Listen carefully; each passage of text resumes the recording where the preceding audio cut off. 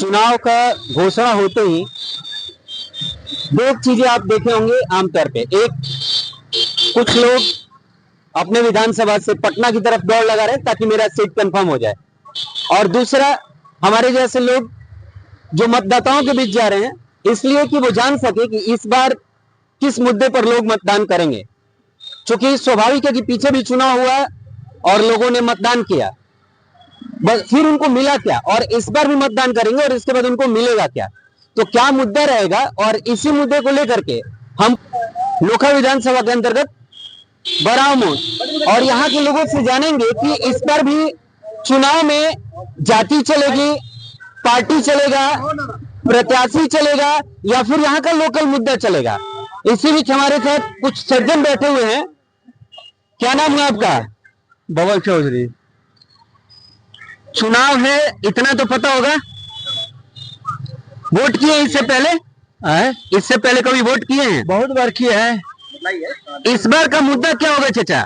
इस बार का मुद्दा होगा बेरोजगारी। इस बार का मुद्दा होगा बेरोजगारी। 50 लाख पलायन कर रहे हैं लोग बाहर। अच्छा, पलायन भी मुद्दा होगा। शिक्षा मुद्दा होगा। लॉ एंड ऑर्डर भी पुअर है। लॉ एंड ऑर्डर भी पुअर है। महंगाई है।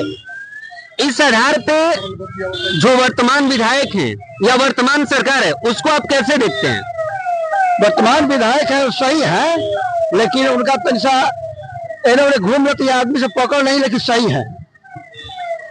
आगे और भी लोग बैठे हुए हैं और इनसे बातचीत करते हुए जानते हैं कि क्या मुद्दा होगा। यहाँ स्थानीय लोगों का किस मुद्दे पे मतदान करेंगे? यहाँ का लोग का जो है उनकी सरकार में जो विकास हुआ है, ठीक ना, उस मुद्दे पर यहाँ का वोटिंग है। इस बार जो आप मतदान करेंगे तो आपका मुद्दा क्या होगा? मेरा मुद्दा तो विकास है। अच्छा, एक काम जो आप उम्मीद किए थे पिछली बार वोट करके और इस बार तक हो गया हो, कोई एक काम बताइए। पिछली बार क्या समझ में नहीं आया। कोई एक काम जो पिछली बार आप जब मतदान करने गए थे तो आपको लगा था कि 5 सालों में हो जाएगा और वो हो गया हो। वो तो हुआ है। अच्छा, अभी कुछ दिनों बाद धान का फसल कटेगा, एमएसपी जारी होती है। अभी 2300 कुछ रुपए एमएसपी हुआ है धान का। लगता है कि उचित मूल्य मिल पाता है? उम्मीद तो है। और भी कुछ सज्जन हैं और उनसे भी बातचीत करेंगे और जानेंगे कि यहाँ का स्थानीय मुद्दा क्या है। क्या नाम हुआ भैया? मेरा नाम श्री राम साहू। इस बार मतदान करने जाएंगे तो आपके लिए क्या मुद्दा होगा? हमारे लिए मुद्दा रहेगा कि विकास हो, शिक्षा हो, दवा चिकित्सा हो, गरीब का उत्थान के लिए पढ़ाई हो, और विकास का तो अभी कोई उतना हुआ नहीं है जितना विकास चाहिए। विकास कुछ भी नहीं हुआ। गरीब जो है दिन पर दिन गरीब होते चल जा रहा है, और अमीर जो है दिन पर दिन अमीर होते चल जा रहा है। तो मेन देखना है गरीबी, और उस गरीब को पहले उत्थान के बारे में सोचना है कि गरीब उत्थान कैसे होगा। गरीब को हम देख रहे हैं कि उसके पास रोग जकड़ गया, 5 लाख का वो फार्म मिल गया, लेकिन दावा 50 पैसा का नहीं हो रहा है। वो अगर वो मरीज अगर हो गया, अगर जाइएगा हॉस्पिटल में दावा कराने के लिए, तो पहले उसको 10,000 का जांच बाहर से लिख देगा कि जाओ बाहर से जांच करा करके आओ। उसके पास पैसे नहीं तो जांच कहाँ से कराएगा वो? अच्छा, बिहार में अब तक 2 पार्टियां थी, एक महागठबंधन और दूसरा एनडीए गठबंधन।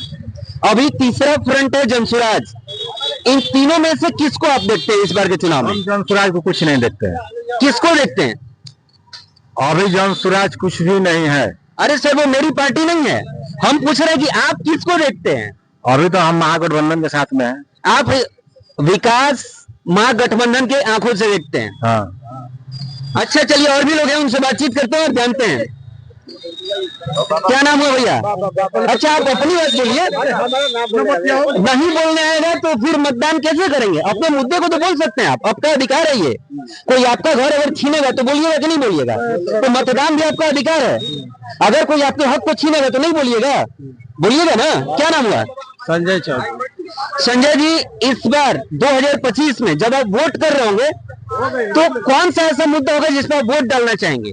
अरे हम लोग तो उसी मुद्दा पर न करेंगे कि हम लोग के घर में नौकरी हो, कहने का मतलब रोजगार हो, किसी भी तरह माने दिन पर दिन जो छोटा लोग जो दिन पर दिन गरीब पर गरीब होते जा रहा है और देश के कुछ लोग चंद लोग अमीर पर अमीर होते जा रहा है। अच्छा, पलायन भी बहुत बड़ा मुद्दा रहेगा इस बार। पलायन का मतलब? पलायन मतलब जो यहाँ के लोग नौकरी के लिए दिल्ली जाते हैं, बॉम्बे जाते हैं, जैसे ही कमाने की बात आती है तो बिहार से बाहर जाना पड़ता है। तो क्या ये मुद्दा रहेगा इस बार? कमाने का जो मुद्दा है ना, इस बार लगता है कि सरकार कुछ डोलेगा।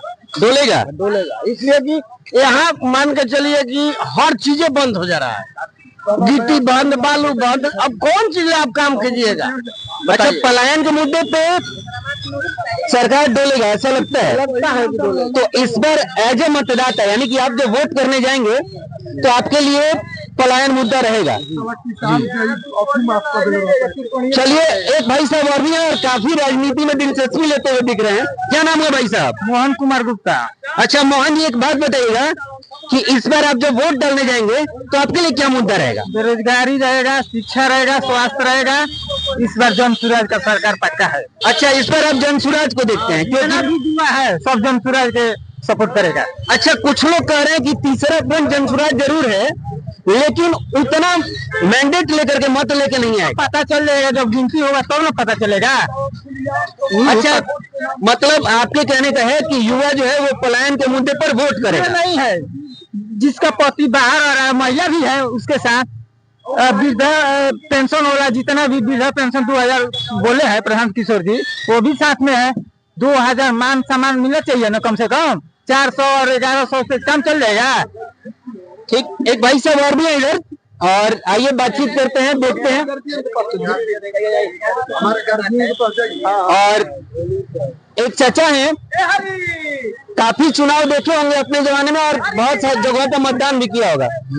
चाचा, क्या नाम हुआ आपका? परमेश्वर पद्या।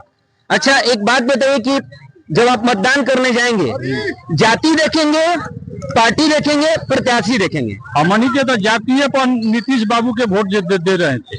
तो नीतीश जी तो आपके जाति के हैं नहीं, फिर उनको जाति के आधार पर कैसे? तो झूठ बोल रहे हैं। झूठ बोल रहे हैं, जाति के नाम पर नहीं वोट दे रहे हैं। हाँ, उसका आचरण पर, विचार पर हम लोग नीतीश के वोट दे रहे थे। अच्छा, नीतीश जी के आचरण पे, विचार पे आप वोट दे रहे हैं? दे रहे थे।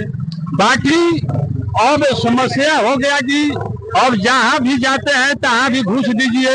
हम लोग विकलांग हैं, तो जब हम घूस देंगे 20,000 रुपया, तब ना हमारा सर्टिफिकेट विकलांग का मिलेगा 100%, तब ना हमको चलने का साधन मिलेगा। डंडा पर चलने में समझ गई, देखिए हाथ में ठेला हो रहा है। और कौन तरह से विकलांग होगा? जब हम डॉक्टर के घूस देंगे तब ना मेरा समझ जाएंगी 100% आएगा। तो पिछले 15-20 सालों से जो आपने वोट दिया नीतीश जी को, आगे किसकी तरफ जा रहे हैं? जो भी विधायक आए सभी सबको हैं, सब कहे कि नहीं मिलेगा। बाकी जाने के बाद में क्या हो गया, कोई कुछ ही विकलांग के लिए चर्चा नहीं है। बहुत विकलांग है कि जनता पर चल रहे हैं, कहीं घूमने फिरने में समस्या है, जनता पर तो समस्या है ना जी। तो आपके कहने का मतलब है कि विकलांगों के नाम पे या दिव्यांगों के नाम पे सरकार राजनीति करती है, लेकिन कोई सुविधा नहीं मिला। कोई सुविधा नहीं है। और आपको वर्तमान सरकार से इस बात को लेकर नाराजगी है? हाँ। तो इस बार चाचा जब मतदान करने जाएंगे तो आपके लिए ये एक बहुत बड़ा मुद्दा होगा। तो अब की बारी सोचान बाकी जन सुराज के समझ की हमने के विचार बाकी जन सुराज के प्रधान जी पंडित है इसलिए नहीं, पंडित जी से ईमानदारी से बोल रहे हैं। ईमानदारी से नहीं बोल रहे हैं। हाँ। बदलाव के लिए, किसी भी जातों के, जात से मतलब नहीं है, कुछ बदलाव चाहिए। समझ जाए कि ऐसे कि हम लोग को भी सुविधा मिले। कहीं ऐसा नहीं ना है कि ऐसा बात नहीं है सर। बात यहाँ ये है कि बालू हम लोग के भीरी है। पहले हम लोग बालू ले आने जाते थे तो टाली भर के ले आते थे लोग देहात का, और आज है कि साधन रहते हुए भी बालू ले आने का अधिकार नहीं है। प्रशासन के घूस दीजिए। चलिए, ना दारू भी बंद है, बाकी ऐसे प्रशासन को घूस दीजिए। दारू कहाँ बंद है? तो बताइए हमें से बिहार में कहाँ दारू बंद है? है नहू गंगा तो बीच में बंदी रहेगा। खाली बंदी के नाम पर ब्लॉक में जाइए, कर्मचारी के पास का तो 10,000 रुपया दीजिए तो तब आपका म्यूटेशन होगा। एगो ना एगो लेकिन लगा देता है, बिल्डिंग में डाल दिया। अच्छा, इस तरह का मुद्दा है कि चाचा ने बताया कि दारू बंद है नहीं है। आइए भाई साहब हैं, इनसे भी जानते हैं। क्या नाम है भैया? कमलकांत उपाध्याय। अच्छा, आप भी कहीं जाति के आधार पर जनसुराई नहीं ना बोल दीजिएगा। ऐसा कोई चीज नहीं। अच्छा चलिए मुद्दे पे आते हैं। जाति के नाम पर कुछ नहीं, हम लोग जाति के वर्ग जाति को संलग्न ही नहीं करना इलेक्शन में। अच्छा, इस पर मुद्दा क्या होगा फिर? मुद्दा विकास होगा क्षेत्र में भी। अच्छा, एक बात और हमको समझ में नहीं आता, जहाँ भी जाते हैं जिससे भी बात करते हैं सब कोई कहता है मुद्दा विकास होगा। क्या मुद्दा होगा? विकास होगा। पूछते हैं कि आपके क्षेत्र में कोई एक विकास हुआ है? बहुत हुआ है। लोग घुमाने लगते हैं गोल गोल गोल। आप बताइए वो विकास। बहुत विकास हुआ है। कोई एक विकास का काम बताइए। अभी सरकार भवन बन रहा है 50 लाख का हर पंचायत। अच्छा ठीक है, सरकार भवन बन रहा है हर विकास हर पंचायत में एक। इसके अलावा और कोई बताइए।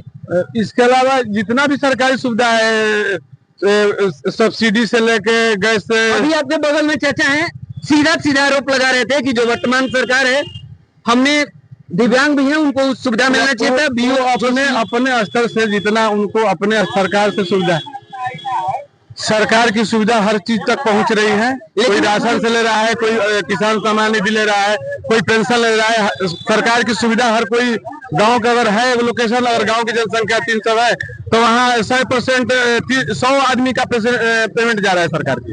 अगर सर्वे सूची नहीं निकलेगा तो आप लिस्ट देखिए गांव में जाकर, वृद्धा पेंशन नहीं चालू है, नहीं मिल रहा है। जिनका 400 से 1100 मिला, अब इससे भी आगे बेहतर होने की जरूरत हम लोग की है। अच्छा, ये लोग और बात करते हैं। और एक चाचा यहाँ और भी। क्या नाम हुआ आपका? अमर दयाल सिंह। 2025 में चुनाव है और मतदान मुद्दे पर ही होना चाहिए। हम लोग भी चाहते हैं कि लोग मुद्दे पर मतदान करें, जाति पार्टी से ऊपर उठे। इसमें आपके क्षेत्र में कौन सा ऐसा मुद्दा होगा जिसको लेकर के आप चाहेंगे कि 4 लोगों से बात करें और उनको कहें कि हम लोग को इस मुद्दे पर मतदान करना चाहिए? हम लोगों को सबसे पहले शिक्षा चाहिए, रोजगार चाहिए, सड़क चाहिए, बिजली चाहिए, पीने के लिए पानी चाहिए। अच्छा, एक बात बताइए, शिक्षा, सड़क, रोजगार, बिजली, पानी, स्वास्थ्य, बात तो लगभग सारा पार्टी कर रहा है। जो सत्ता में था वो भी, जो सत्ता में है वो भी, और जो सत्ता में आने का लालच देख रहे हैं वो भी। फिर आप किसकी तरफ जा रहे हैं? सीधे सीधे हम लोग नरेंद्र मोदी की तरफ जा रहे हैं। अच्छा, मोदी जी की तरफ जा रहे हैं। एक बात बताइए कि मोदी जी विकास करने तो आएंगे नहीं चाचा, आएगा आपका विधायक। तो अगर मोदी जी के चेहरे को देख के या नीतीश जी के चेहरे को देख के या फिर राजद सुप्रीमो जो है उनके चेहरे को देख के या फिर जो जनसुराज के सुप्रीमो है उनको देख करके अगर आप मतदान करते हैं, जायज बात सोचिएगा एकदम, यहाँ नीति वहां जरूर बनेगी लेकिन यहाँ इम्प्लीमेंटेशन कराएंगे आपके जो विधायक होंगे। तो आप लोग ऐसा क्यों नहीं करते हैं कि जो आपके यहाँ प्रत्याशी खड़ा हो रहे हैं योग्य, उनको ध्यान में रख के वोट क्यों नहीं करते हैं? देखिए, हम लोग तो योग्य वोट किए, देख करके किए, लेकिन वो ऐसा योग्य निकला आदमी। ये 2 बार हो गया, ये 2 बार हो गया। 20 से पहले 15 हम लोग चुनाव किए, जोग समझ कर किए, सहानुभूति देख कर किए, लेकिन हम लोग का जितना विकास हुआ आज हम लोग उसका परिणाम भोग रहे हैं। तो परिणाम भुगतने के बाद भी फिर उसी गलती को दोहराना चाहते हैं? नहीं, अब नहीं गलती होगा, गलती नहीं होगा। ना गलती। तो इस बार का मुद्दा आपका क्या होगा? बस विकास। अच्छा, विकास होगा। चलिए, एक भाई साहब है उनसे बातचीत करते हैं और काफी दिलचस्प है और बातचीत करते हैं भाई साहब से। क्या नाम हुआ आपका? क्या नाम हुआ आपका? राजू चौधरी। अच्छा, एक बात बताइए, आपके क्षेत्र का विकास हुआ है?